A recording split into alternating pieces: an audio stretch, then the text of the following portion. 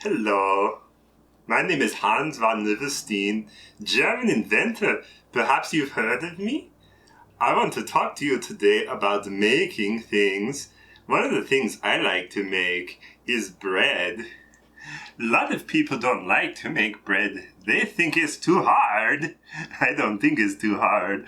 You know why I don't think it's too hard? I know a valuable lesson. The lesson is you follow the recipe. I got this recipe from a very nice lady. Her name was Betty Crocker.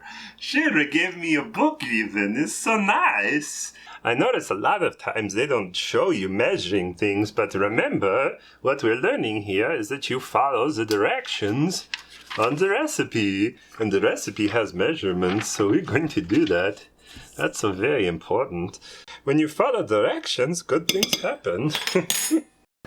I noticed something when I was making this first loaf. I forgot the egg. You're supposed to follow the directions. Here's the egg we forgot. You need to remember to put in your egg. You'll feel silly like me. The next thing we do is we have a lightly floured surface. That's easy to do. It's as easy as spilling flour, see? I have made a floured surface. It's so fun to work with bread because you get your hands dirty too. So we put up the bread though. On the bread, and now we knead it. I don't mean that you want it. I mean that you knead it. It's like squishing it. That's what kneading means. You squish. So you fold it in half and then you squish. Fold in half, squish. Fold in half, squish. Fold in half, squish. It takes some time, but it's fun to do. So there you go. I have my bread dough all ready to go. I now need to let it proof, which means rise, and that's what makes it so fluffy. The directions say cover the bowl with some plastic wrap and set it in a warm place.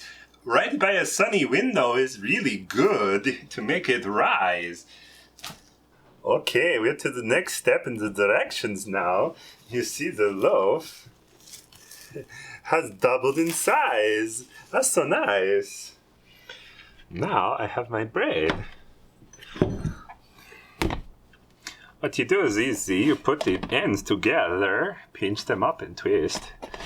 Then you plop it over. You plop.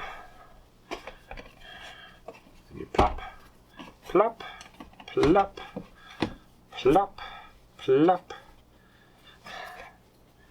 Roll that up underneath. And pinch the ends together.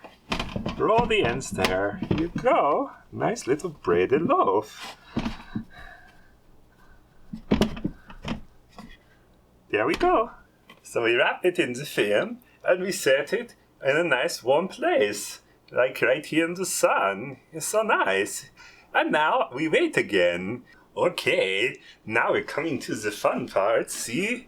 It doubled in size. It's all nice and big now. For the next part, we preheat the oven to 375, like the directions say. The oven can be very hot, so you need to get your parents' permission before you use it. We don't want anyone to get burned, because that's not nice. We put it right in the middle. And then we wait until it's golden brown. The important thing to know is just like there's a recipe for making bread, God has given us a recipe to live a life.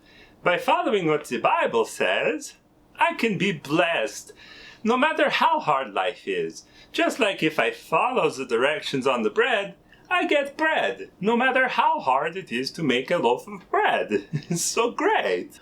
Okay, I've got my mitts so I can grab the hot pan. You might want your parents to do that. And then, here we go. Isn't that nice and brown and delicious? This is what happens when you follow directions. Good things happen when you follow God's directions in your life, and good bread happens when you follow the directions of Betty Crocker.